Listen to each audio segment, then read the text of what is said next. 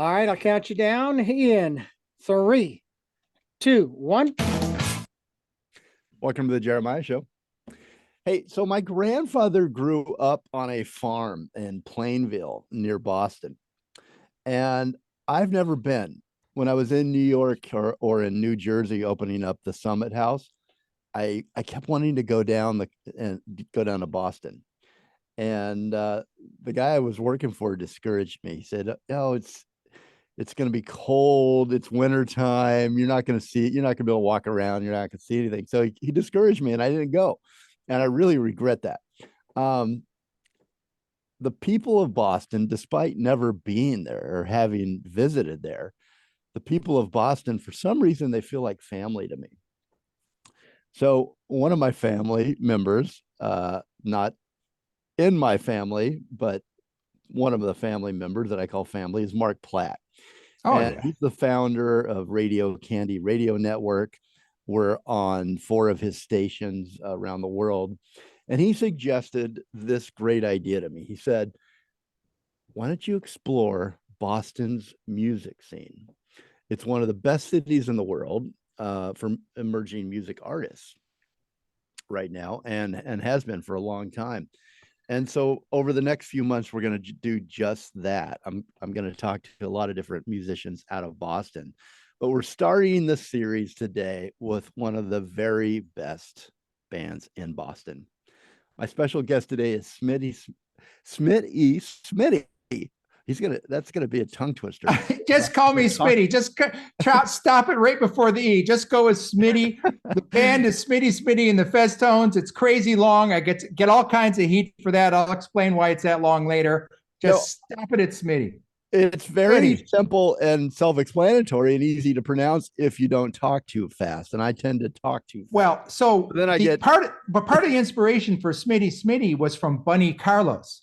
And the beauty thing about that is back when Cheap Trick first hit the map, and I'm like my late teens, early 20s when Cheap Trick is starting to make a name for itself. A lot of these stories on Cheap Trick, whenever they spelled Bunny Carlos's name, they would spell it like Bunny, Bunny, Carlos. And then of course, later on we find out it's Bun E. Carlos. So my real name, not to spoil it for everybody, my parents did not call me Smitt, is Michael Smith. Michael Smith may be in the top 10 of the most popular names on planet Earth. And I didn't want that. I wanted a name that, was unique, unto itself. And I came up with the idea in homage to Bun E. Carlos, to be Smitt E. Smitty, hoping that people would mash that Smitt and the E together and end up calling me Smitty. That rarely happens. Most people like to stop off at that E. You know what?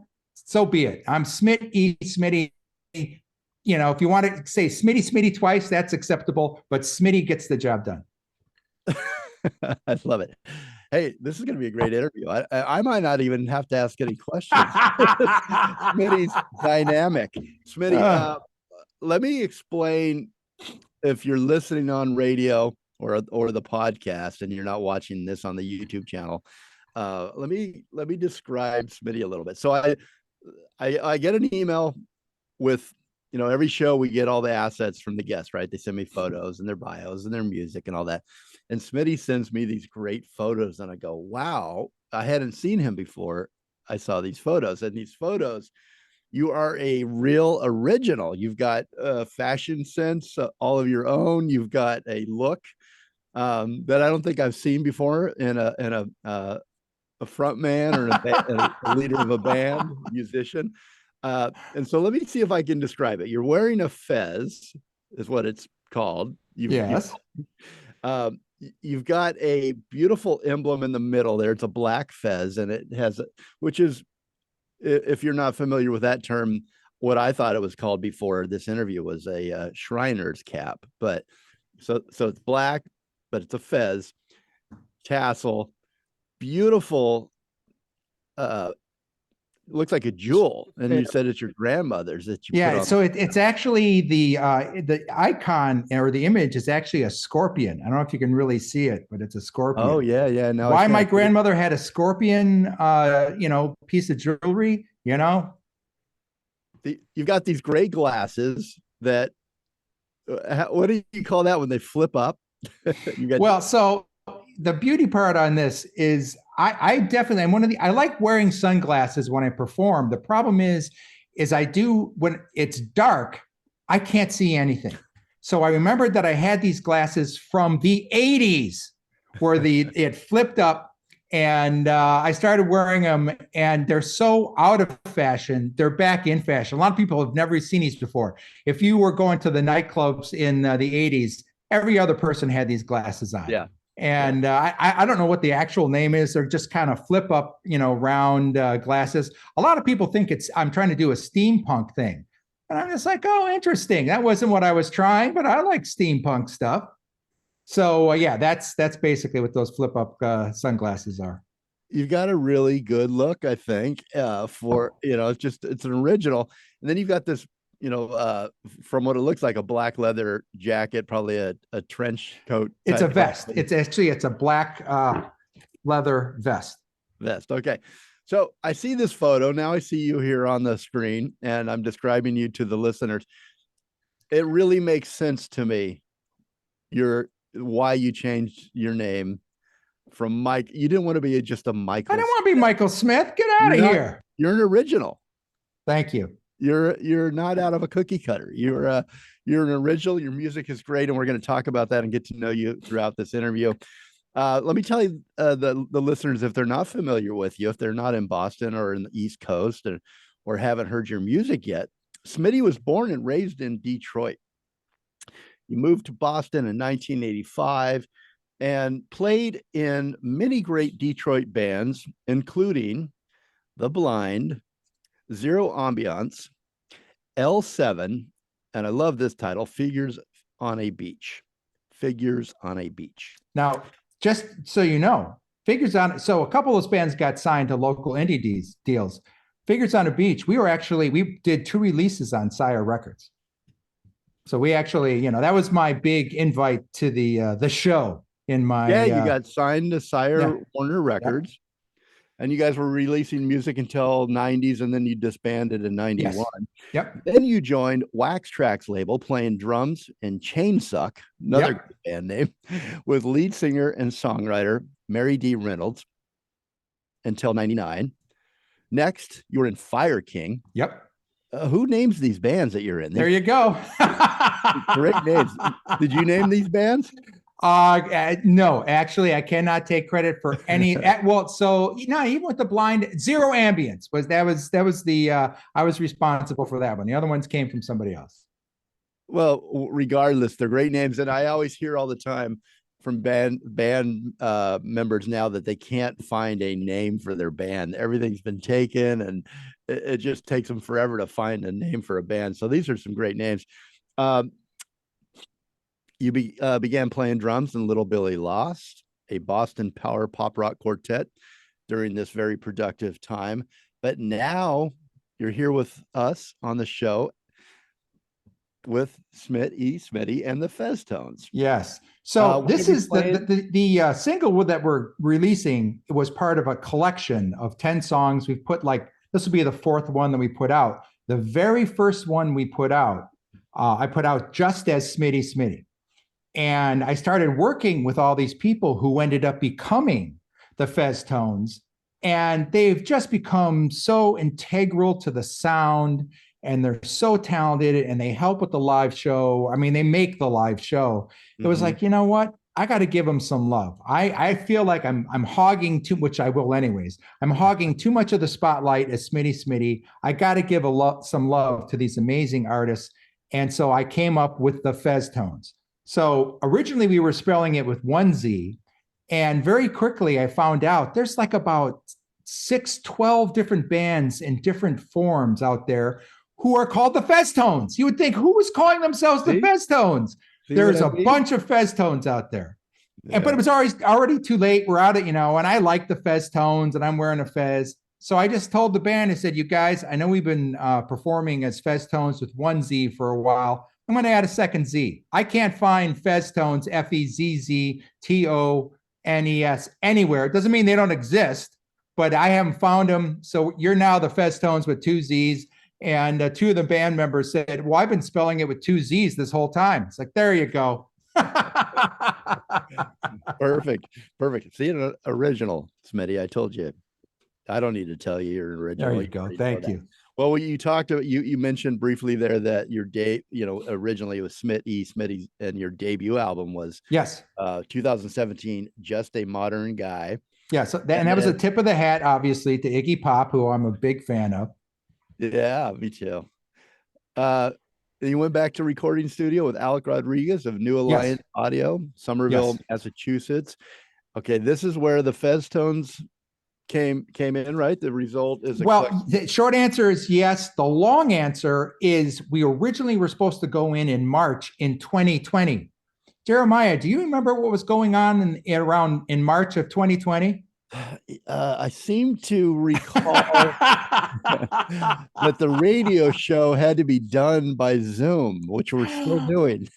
So the studio closed up. They weren't doing anything. So I put everybody on hold. And then the studio got back to me and they said, look, if you want to come in as 1 and 2 members, 3 tops at a time to start your recording on the second release, we can have you come in August.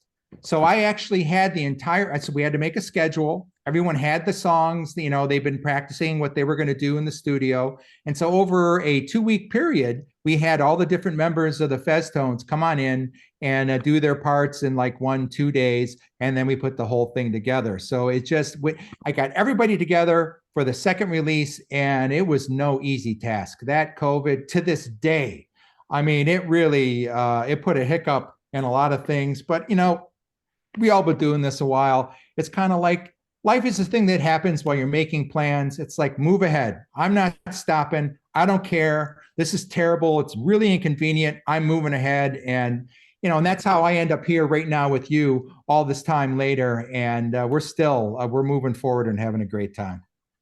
Yeah. We all learn to do things in different ways. A lot of musicians tell me they're all over the country now, all over the world, and they can collaborate, via this new technology. So,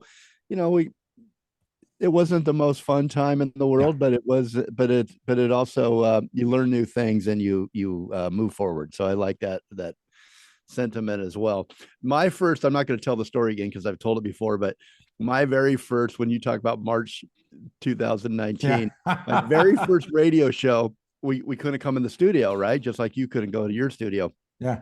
And I didn't have Richard there. I didn't have the sound engineer. I have all the radio toys that we used to create this show.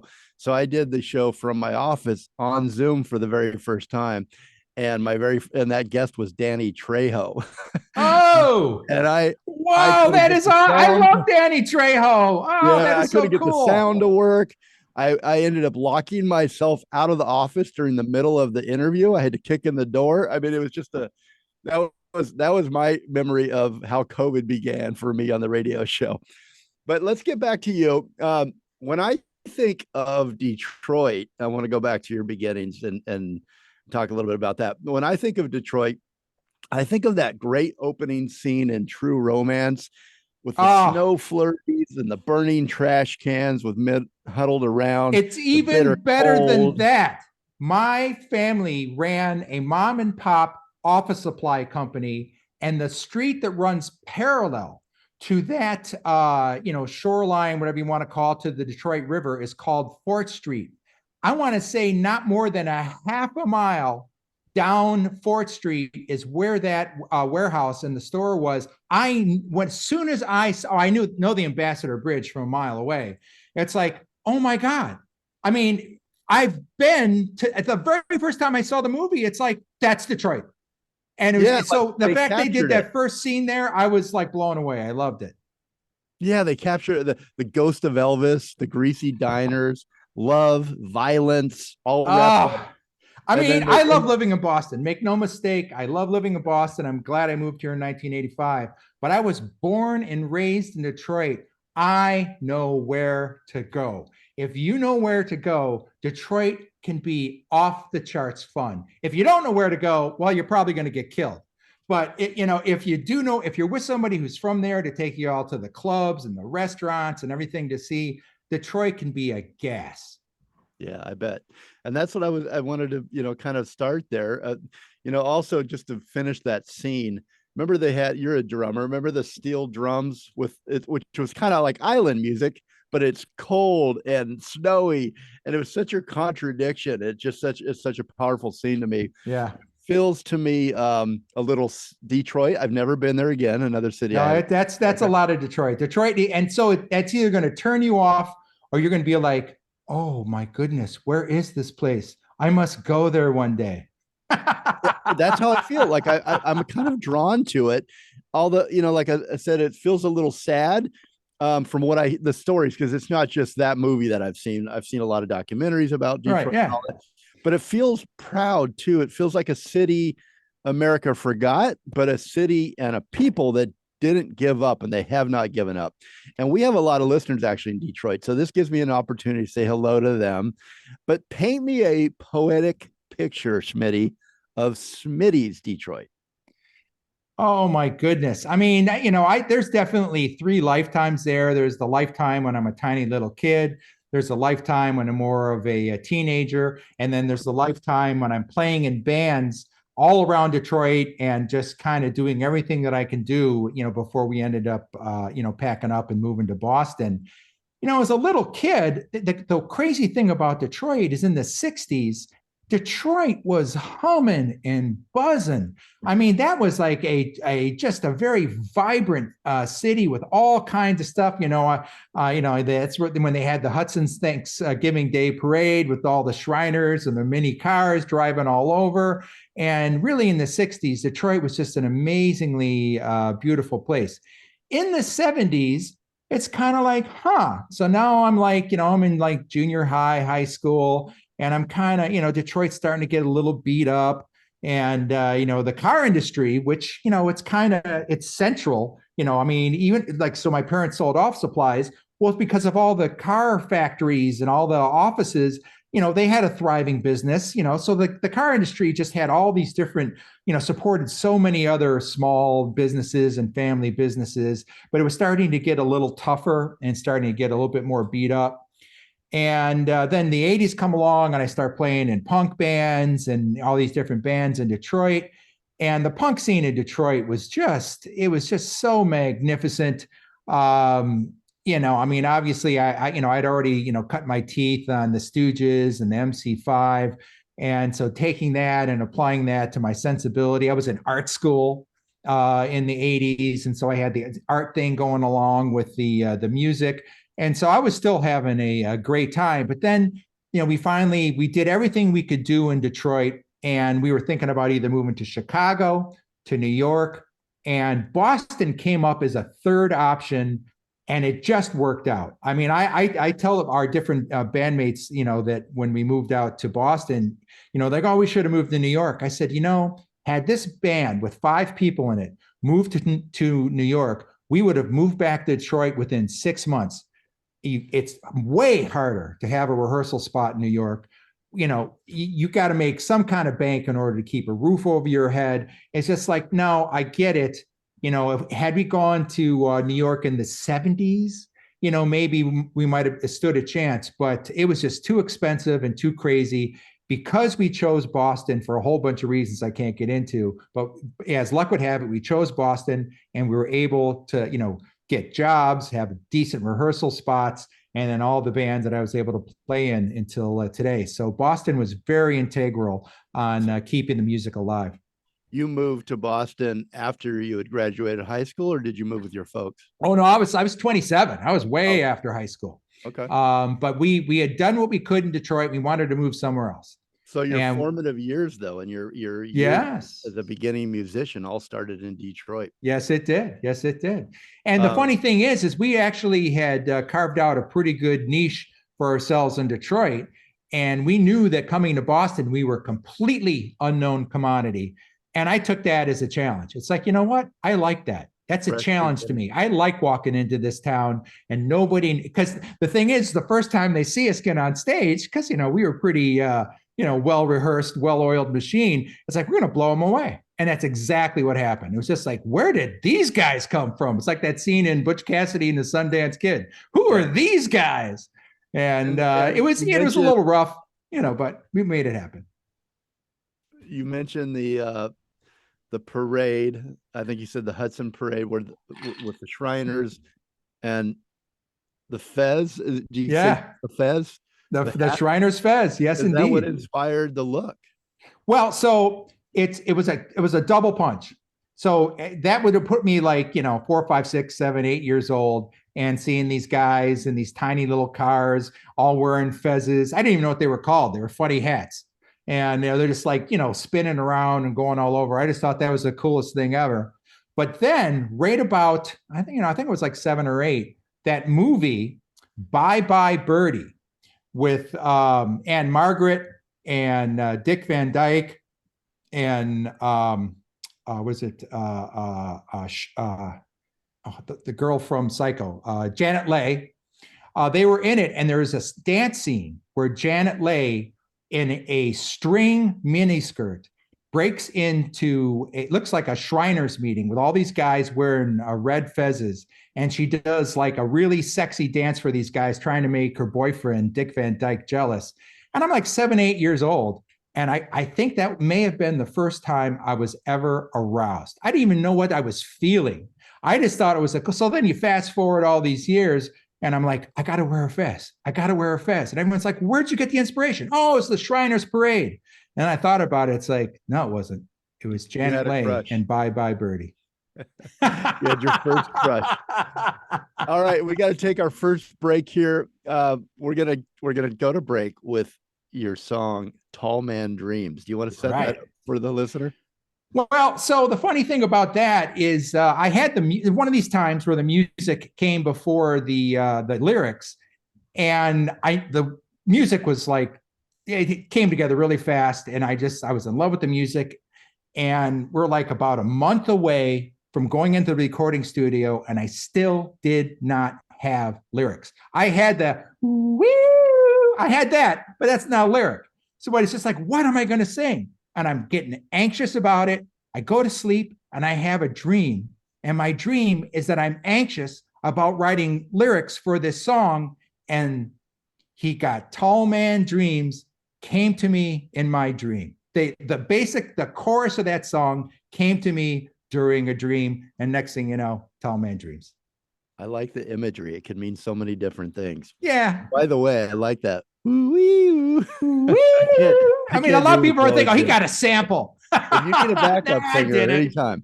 Hey, so we're also going to premiere at the end of the show the new single by Smitt E, Smitty and the Fezztones.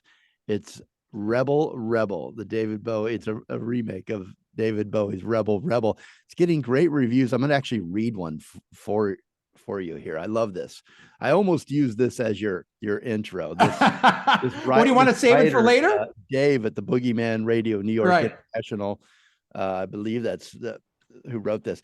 Detroit and Boston, motor oil and dirty water, sweat and blood, art and music. The duality of Smitt E. Smitty's vision and passion is what has driven him to create music and art. Born and raised in the Motor City and moving to the Athens of America when he was still a young man, Smitty has relentlessly pursued his desire to create music and art form from the very start. Smitty has a long history of collaborating with many of Detroit and Boston's best musicians and artists. Ever the provocateur, the single represents the imaginative mind of a lifelong creative absurdist thinker, literal and abstract, precise and equivocal, subtle and serious. And after everything is said and done, Smitt E. Smitty is just a rebel. What a great review. And we're going to take you to break again with Tall Man Dreams. We'll be right back. All right. Very good. Cool. Very good. So you got to tell me, am I being too long-winded? Do I need to make my stuff shorter? You do. I've got a million questions for you. We okay, good. Through all of them, but you do whatever you want to do. This is your show. I'll talk. Tell me if I'm talking too much. I'll pull the reins back a little bit. No, Smitty, this is your show. So, but I definitely do have questions to get to know you more. So Cool. Hey, by the way, big gold star for bringing up what do you call it? The that movie scene in Detroit. Quentin Tarantino. What do you call it? Oh, True Romance. True Romance. I mean, I really, the first time I saw it, I was just like, well, the Ambassador Bridge is behind it, so of course I knew. It's like, oh my God, and then it hit me where it was. Literally, if there wasn't tiny little buildings in the way, you could see it from the office supply company that my parents had. It was just, it's like right there. Somebody asked me, a friend of mine, her name is Kelly Bell from high school, the other night, for some reason asked me, we were catching up, and she said, what movie could you watch over and over? And I didn't think of one, but now I True Romance is one of those movies. Quentin Tarantino wrote it, and then he sold the script so that he could pay for Pulp Fiction or Reservoir. I can't remember which one. So I'm a huge make it, but it's a brilliant. One of the Scott brothers made it, but it's I think it was Tony Scott, but it's just a brilliant. The writing is just so great, and just the imagery and all that. And Brad Pitt is the stoner on the couch. Oh my God. Oh, that's so good. Christian Slater, Roseanne, or Arquette. Want to get this in the show? No. By the way, I compliment you. It'll be you know what I love about the YouTube interview portion, although we can't play music because of licensing and all that. In the breaks, we get all these little talks, that the radio listener can't hear. So you get bonus material. Yeah. By the way, compliments to your barber on that mustache. That's impressive. With that curl up. You look like Snidely Whiplash. Yes, I know. And it's exactly the look I was going for. So you want a little behind the scenes. I don't know if I want to talk about it because people don't want to know that the musician doesn't really saw the lady in half. When I started doing this, I was using mustache and beard wax. And in order to really get it in there so it can do this, you have to work it in for a good hour. Oh. And so I was thinking, you know what? There's got to be a better way of doing this. So I took a page from my 80s self and I remembered hair gel. I put this hair gel on, I spin it, I hit it with a hair dryer. This thing's ready to go in under 2 minutes. Are we Same talking thing with the beard. Like hair Brill gel cream? Like Brill cream? No, like that clear gel that everyone used to put in their hair back in the 80s. Yeah. It's hard as a rock, and Brill cream. Yeah, no, it's hard as a rock, and it'll stay that way until I take a shower. But it gets the job done. And actually, I put it on now before a show because no matter what I do, this ain't going anywhere. Yeah, Jeremiah, I think you'd look good in a Whiplash mustache. I was going to ask. Maybe it's my new look. What do you guys think? It does take some time to get some length on this so you can spin it. I hear you. All right, Jeremiah, here we go. 3, 2, 1, you're live. Welcome back to the Jeremiah Show. We are here with my very special guest and new friend, Smitt E, Smitty, and the Fezztones. His new single is Rebel Rebel. I'm with Smitty, and check him out on Bandcamp at smitty.bandcamp.com. Facebook, Smitty Rock. Actually, Smitt E, Smitty Rock. YouTube, Smitt E, Smitty. I'll spell that for you one time. SMITTESMITTY. Instagram, you'll find it. Type it in there. Instagram, Smitty. You can find me. And TikTok, it's Smitty. So go check him out when you get a chance. And stay tuned. We're going to play Rebel Rebel in its entirety at the end of the show. We're also playing 6 other tracks from 2 different albums. Your most. Are you actually releasing an album right now, Smitty? Or are you doing? You're doing. Okay, here you go. What everybody's doing is one single. Not by design. I mean, I started putting these songs together before the pandemic, and my goal was, maybe do 1 or 2, maybe 3 singles, and then put out an entire album. Well, in the meantime, the entire world in terms of releasing music, went upside down. And, yes, at some point I'm going to take all these songs and put them out as an album. But it seems like the move that everybody seems to like right now, I can't reinvent the wheel, is they like singles. And so I just kind of been picking through these songs one at a time and trying, and I like all 10 that we did, I don't think there's a dog in the bunch, but we're putting them out one at a time. We're going to be working with Rebel for a while. And then, maybe I'll send the unreleased ones to you. I got to figure out what I'm going to follow this up with. And there's a couple that I have an idea on, but, it's 10 songs. I put out 4. I did What You Doing. Then I did, what did I do after What You Doing? Then I did, wasn't there another one in there? Maybe, was it only 3? Then I did Tall Man Dreams, and I did Rebel. I think, let me look at my list here. Oh, gee whiz. The other big hit, Buzzkill Baby. It went What You Doing, Tall Man Dreams, Buzzkill Baby, and now we're on Rebel. And there's 6 more. We just came back in with Fez-A-licious. There you go. Love it. Yeah. Anytime you got a new single to drop, just definitely. I will. Absolutely. Say hi. And you got a West Coast radio family here now. Okay. So can you describe to me the very first gig that you ever played? I imagine it was in Detroit, but I'm just guessing. Describe the venue, the stage. How did you feel? Well, I got a better story than the very first gig. Okay. Way better. So I'm already playing in Figures on a Beach, and we're making some headway in Detroit. And, we're playing like, the medium-sized venues, and we're selling them out, pretty well. And all of a sudden, and the B-52s are coming to town. And as happens oftentimes, whatever band was opening for them, and I don't know who the band was, they couldn't play Detroit. So they called up, we had a little bit of notoriety in Detroit. They called up our manager and said, hey, would Figures on a Beach want to open up for the B-52s at the Royal Oak Music Theater? And the Royal Oak Music Theater holds, gee whiz, 2,500, 3,000, maybe more. And we're like, heck yeah. So this is like 2 days before the show. So I'm at work, everybody's at work. We were rehearsing at night. We had like 2 rehearsals. I mean, we're already pretty well rehearsed, but obviously we wanted to be in our best version of ourselves. And so I'm at work and I'm thinking about the set, it's got to be a short set because the opening band, I'm going through everything that I'm doing.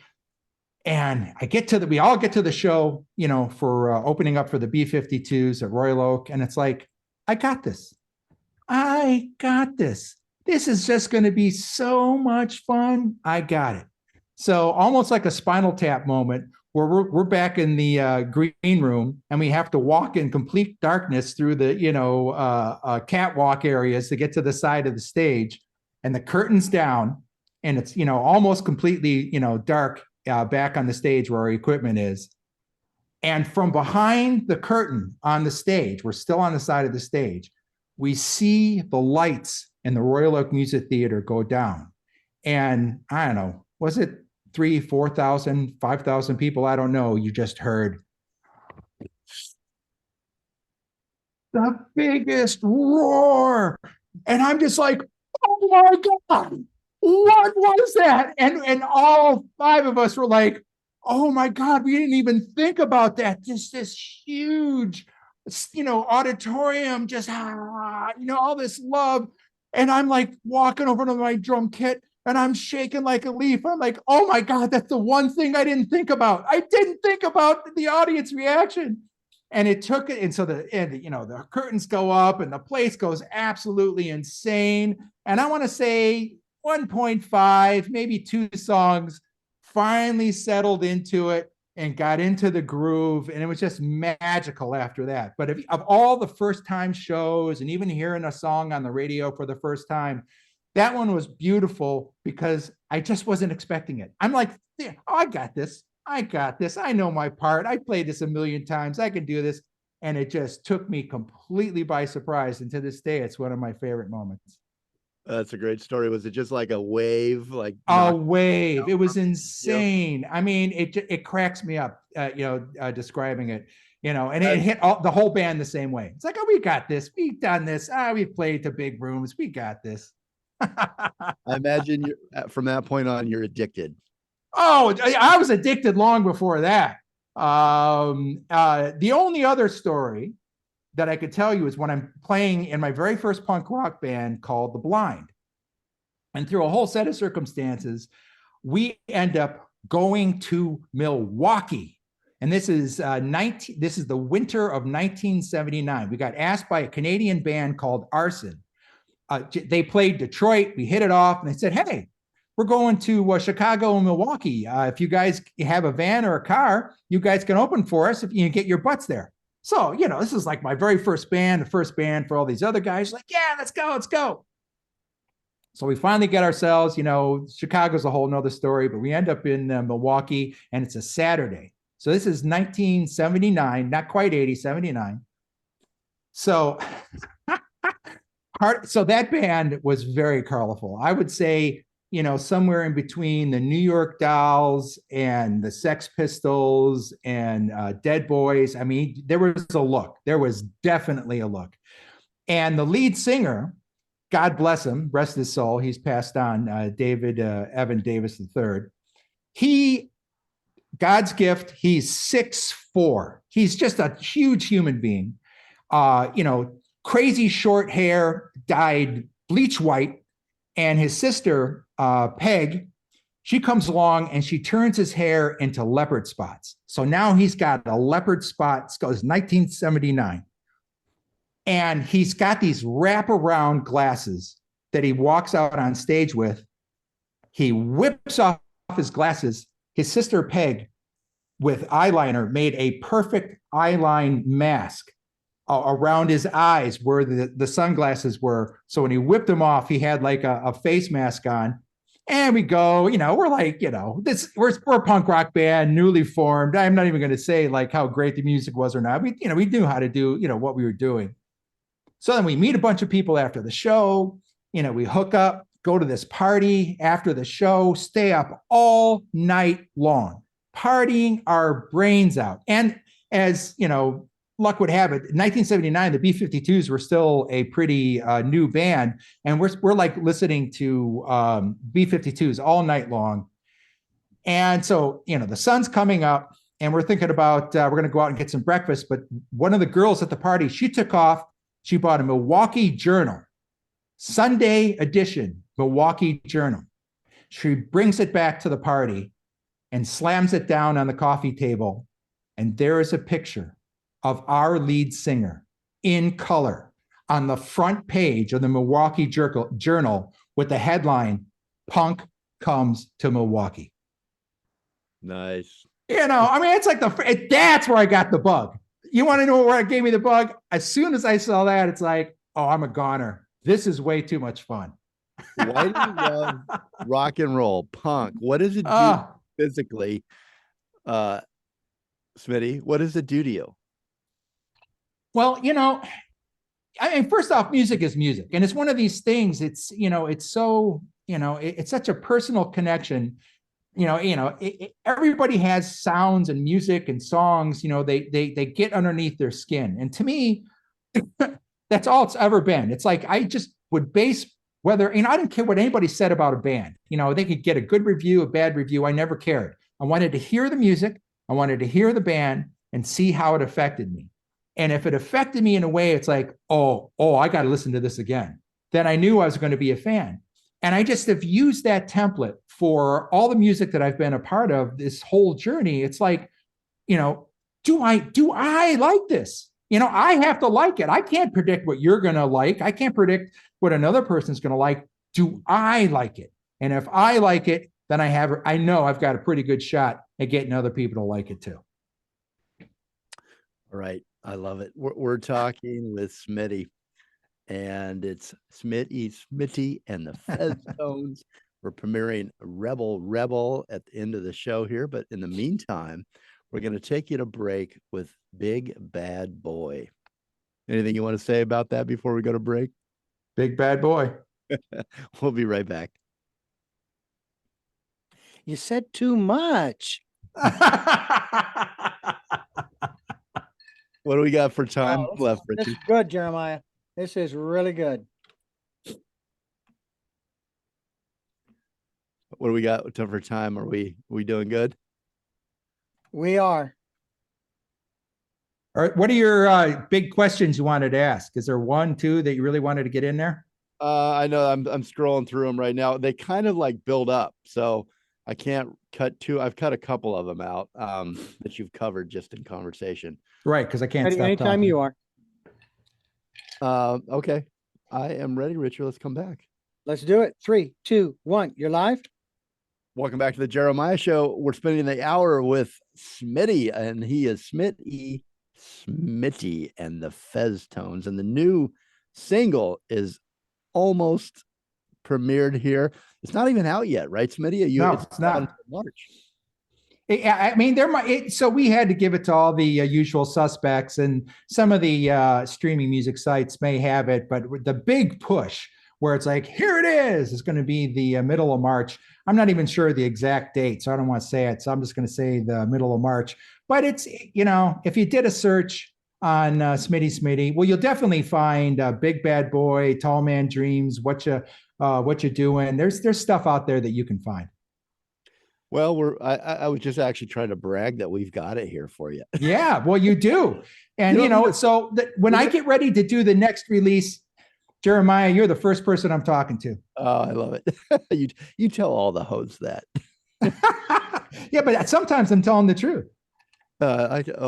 We'll never know, and I'm just going to believe you. I'm very trusting that way. There you go. All right, so you got quite a band, and I want to make sure we mention all of them before we go. Before we have to say goodbye. It's really a big band. It's a big sound. So full disclosure, that is our number one starting team.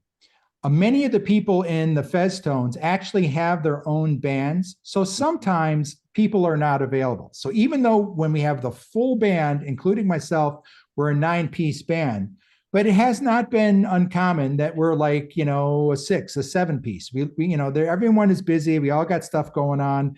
And until I'm able to actually pay these guys a salary, there's not a whole heck of a lot I can do. So hint, go to Bandcamp and start buying the music. Hint. I'll give you out the address again, but you can find it. Smitt E, Smitty and the Fezztones.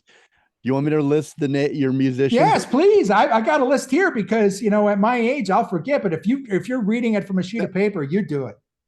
Well, I don't want to mess up anybody's name, so it might be better. Correct me. Smitt E, Smitty, your lead vocals. Do you play drums as well? So that's my primary instrument. So There's another song that I have not released called Move Up. And the theme of the song is about all these years, decades of being on the back of the stage playing drums. And then we put together Smitty and the Fezztones, and I have to move up to the front of the stage.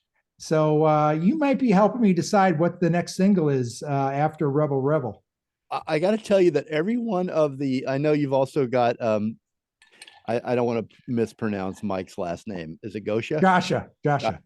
On drums. And I'm not sure which tracks you drummed on or what tracks he drummed on, but I got to tell you, when I listened to your music, the drums really stood out to me. I really love all the work with the drums and the beat and the percussion. It's just so good. I also mentioned that we came back.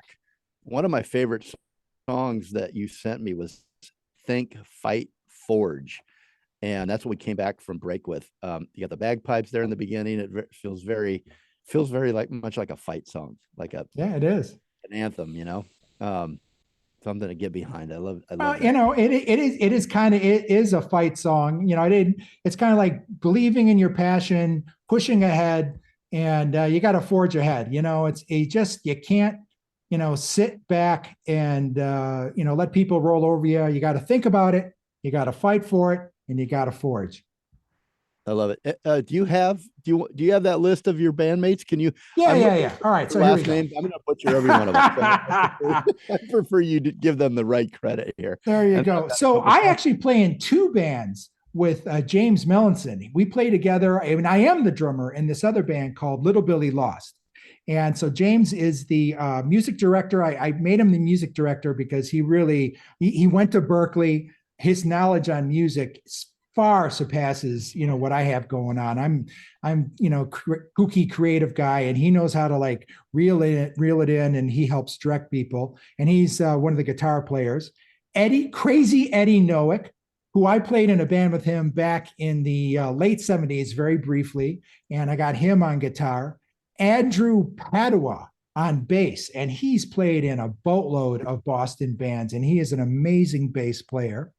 We've got Joe Ellen Saunders Yanis as one of the backup singers. Linda Bean Pardee is another backup singer. And so Joe Ellen actually plays in a band, Cold Expectations, and Linda Bean Pardee plays in the band, the Chelsea Curve, all great bands in their own right. Then the other backup singer who we've recently added is the wife of Mike Joshua, and she is just an amazing performer, an amazing singer, Linda Twiss Joshua, and I'm so happy that she's performing with us.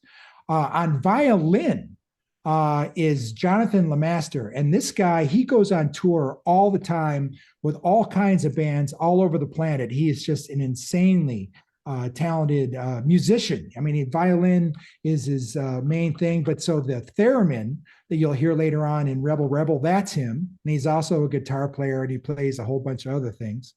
And Mike Joshua on drums, who is this amazing drummer, and he plays in a bunch of Boston bands as well. So I'm blessed. It's kind of like I put these songs together. I had a rough idea what I wanted to do, and I would have forged ahead on my own, but having these people come into the studio and do what they do, I really, I can't give them enough accolades. And I really do think I am the luckiest SOB on the planet. Well, you've put together such a great, big, powerful band with such talent. And when you formed the band, what did you set out to do? Like what components were most important to you? What did you want to accomplish with this? Well, here's the beauty part. This is where the musical side of me meets the artistic side of me when I was in art school. And a lot of the classes that I took when I was in art schools, specifically watercolor is referred to as controlled accidents. So when I went into the recording studio the very first time back in 2017 for what ended up becoming Just a Modern Guy, I kind of knew the control part of what I was going to do, but I left all the windows and all the creative doors wide open. And it was just sort of like, these guys are coming in. It's like, well, what do you want me to play? And I said, you heard the guitar track that I made, or you heard the drum track, or, the bass track that I made. Do you? Don't forget about what I did, just do your version of that. And, first off, the people that came in were insanely talented. So it wasn't like I was asking a novice off the street to do this. These were crazy talented people. So when they did their version of what I had set up, it was like, this is it. This is my template. I will set the song up because these are my songs, with the exception of Rebel Rebel. Thank you, David Bowie. And you guys come in. And even so, when we did Rebel Rebel, I set up the composition and how it was going to be approached, which, when you play it later on, we clearly took a different path than what David Bowie did. But I just did the same thing. You see what I laid out. Now you do you. And everyone killed it. I mean, the accolades up and down on the performances on Rebel Rebel, we need another hour. They just nailed it. Yeah, it's great. And we're going to talk about that in just a moment, and we're going to play it in just a moment. But first, Smitty, what's your overall philosophy on life? And does the band have a philosophy together? Is there a shared camaraderie philosophy of what you guys all hope to accomplish, making beautiful music? Well, the accomplished thing is tough. It's sort of like, it's a very competitive business. The world is completely different since we've gone through COVID. So all we want to do is, when we make the recording, do the best version that we can. And then when we get ready to do a live show, just do it like it's the last show we're ever going to do. It's just go out there, leave it on the stage, perform your guts out. And, it's just, we've all been doing this a long time. And it's just one of these things. It's like the expectation is just enjoy, live your life. Whatever you do, just be proud of it. There are many musicians out there who are taskmasters. It's got to be this. It's got to be that. I want exactly this, and I want exactly that. Boy, oh boy, Jeremiah, that is so not me. I'm just like, no, I want your best, whatever that is. Gave you a template. Feel pretty good about the template I gave you. Now you do you. And be you. Yeah. You're a thinking artist, as you've been described, as you just described yourself. What are you thinking about these days? Well, what single am I going to release after Rebel Rebel? But I am getting some ideas for new material, and so that I'm not doing it at the last second. I am thinking I should start putting together the next group of songs, and then so then the other thing is we're in the middle of doing music videos for all these songs, and I'm in the middle of editing a music video for Rebel Rebel, a music video for a song called Wash Your Sins Away by Little Billy Lost. And I got asked by Joe Ellen's band, Cold Expectations, to actually edit and sort of direct their music video. So, the music, and that's kind of an art thing, visuals and stuff. So I get a kick out of doing that. Yeah. Yeah. Because there's so many components to a song, right? I mean, yes, absolutely. Literal and abstract. Yeah. Why was David Bowie so important to you personally? The beauty thing, right? So you had the whole show. Well, I mean, so David Bowie, especially being an art guy. I mean, I was like already playing in neighborhood bands in the 70s, but I was not in an official band. And so, just music is, being from Detroit, it was, I think I was 12, 14 when Susie Quattro was playing in the Pleasure Seekers. I mean, she was like a neighborhood girl. I mean, I already was hip to the Pleasure Seekers like in real time when I was a kid, because they were like playing, tiny little dive places. My parents wouldn't let me go to a lot of these shows because I was only 14, but sometimes I would go. And so it just David Bowie, when he hit the scene, his music, obviously his music, and his presentation, it was like I saw him before I heard the words glam rock. I didn't even know what was going on. It was like, oh my God, look at this band. And then, David Bowie. And so he was just taking it to the next level with his look and his performance and his music. And the truth is, in the early 70s, not everybody liked David Bowie. I mean, it's like, oh, he's too weird. Oh, what is that? That's crazy music, which was great because I was like, no, I like this. This is like, no, I'll take more. And so I found, some of my friends, we were like big Bowie fans. And so I just kind of, progressed as he progressed, and the ebb and flow of his career. How he stopped, he became a puppeteer for a while, he pursued acting for a while. I don't know that I want to be a puppeteer or pursue acting, but I appreciated the fact that he was very creative and he didn't confine himself to anybody's description of himself. He lived on his own creative terms. And I guess as an ethic, as a philosophy, that's what I try and borrow or steal from David Bowie. It's just, you're a creative individual. Yes, here we got some music, but take it to the next level. What else do you have going on? What other creative, statements and looks and performances and videos that can you do in order to make this refreshing and interesting to someone who's never seen the band? We're with Smitty, Smitt E, Smitty and the Fezztones. We're going to go out. This is our last break. We're going to take you out with Buzz Kill Baby. God, I know a lot of those kind of people. We'll be right back. All right, you're clear. Okay, we got a short one here, Smitty. All right. So we're just going to basically set up Rebel. Yep. So, and we'll come back and do that. This is great, man. Am I getting everything in you want? Oh, you're beyond. Yeah. Right, cool. I already know I'm stepping on my own toes with my. I thank God this is a longer format. It's hell when this has to get compacted into a couple minutes for me. Yeah, I like we get to know each other. Plus, if someone's listening in the car, usually they've got 10 or 15 minutes. Hopefully they've got the full hour for us. But they can go to the podcast and get interested, and hopefully we hook them, and they're interested and they want to know more. They want to hear more. So, you got the podcast also that we can share. And then we've got the YouTube. Some people like to watch it, and then I direct them to the podcast so they can get to your music. But yeah, I think it's better to get to know each other, over a longer. Love it. This is working great. I'm happy with it. All right, here we come. We're coming back on our last segment. In 3, 2, 1, you're live. Welcome to the Smitty Show. We're with the Fezztones. We just came in with "What You Doing," and upcoming here in just a moment, we're going to play Smitty and the Fezztones' new single, "Rebel Rebel."